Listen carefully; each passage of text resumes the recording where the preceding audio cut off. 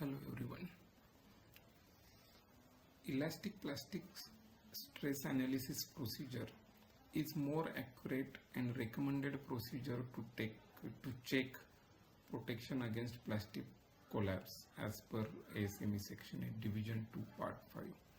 So to check protection against plastic collapse, there are three different approach or methods suggested. First one is the elastic stress analysis method, wherein we do the stress analysis and we check it for the we classify the stresses into different categories and we compare it with the allowable stress as per code.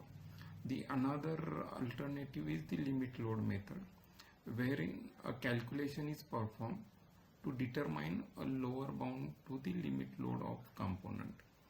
The allowable load on the component is established by applying design factors to the limit load such that the onset of gross plastic deformation or plastic collapse will not occur.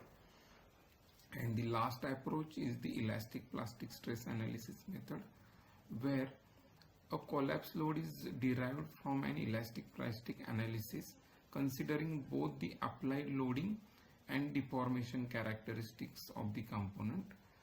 The allowable load on the component is established by applying a design factor to the plastic collapse load. So there are three approaches. We will see each one of them in detail and we will solve the examples about each one of them, and how that kind of analysis is done we can see in some other sessions, and we'll have more detailed with different kind of examples. We'll do that. So there are three approach, but which one is more accurate? So I started with elastic plastic analysis is more accurate, but is it really so? And if so, then why? So let's find the answers. So in division 2 part 5, their code has clearly given the limitation of each analysis method. So first we'll go through the limitations on elastic analysis, particularly with heavy walled component. Suppose we have a vessel where radius to thickness ratio is less than 4, means it is more thickness is more and radius is less, and that component is having pressure inside and there are structural discontinuities. So if we apply the elastic analysis method, it will not give the correct results, and the reason for that, non-linear stress distribution associated with heavy wall sections are not accurately represented by the linear stress analysis and the stress classification procedures. So that's the limitation, and that misrepresentation of the stress distribution will enhance if that component is yielding, or yielding is occurring in that particular load case and the geometry. So when we need to check if the radius upon thickness ratio is less than 4, we are not supposed to use the elastic stress analysis method and the stress classification. Another limitation of this method is about the categorization of the stresses. When the components are with the complex geometry or the loading type is complex, then to categorize the stresses requires significant knowledge and judgment, and this is specifically true when we are into three-dimensional stress field. So these two are the major limitations, and to do the stress categorization the design engineer need to have more experience, and he need to decide the location of where to take stress classification line. He need to decide what is the nature of the stresses, and based on that he may have to compare with the allowable for respective case. Let's talk about the limitations of the limit load, and these are equally applicable to elastic stress analysis method also. So the effect of strain control loads resulting from prescribed non-zero displacement and temperature field is not considered.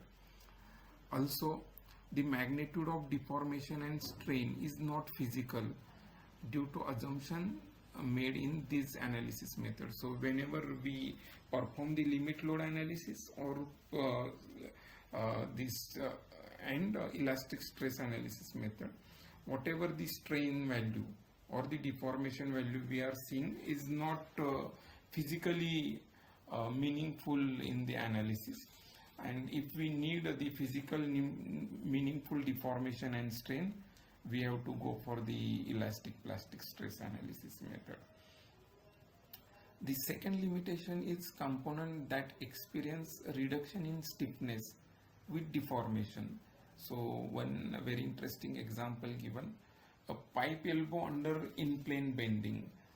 So in such cases or such scenarios, we have to go for the elastic plastic stress analysis, and limit load or the elastic stress analysis method will not give the very accurate results.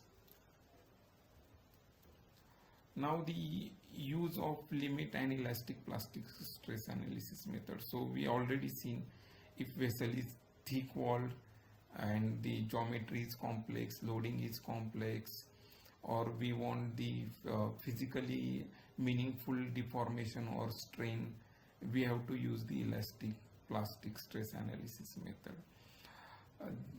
The structural evaluation procedure in elastic stress analysis method is approximate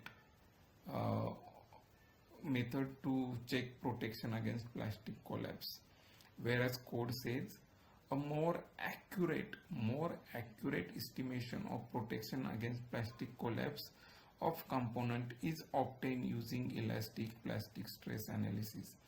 And that's why at the very beginning of this session I started with that elastic plastic stress analysis method is the recommended method and more accurate method to check the protection against plastic collapse.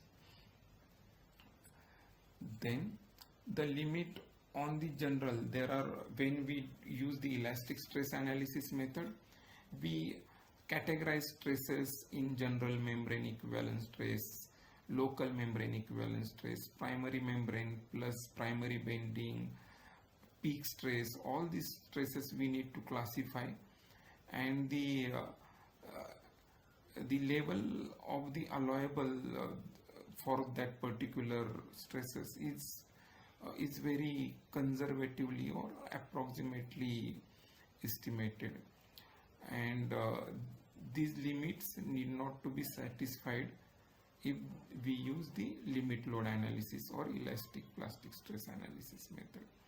So what I said is correct. Elastic plastic stress analysis method is the more accurate and recommended method to check protection against plastic collapse.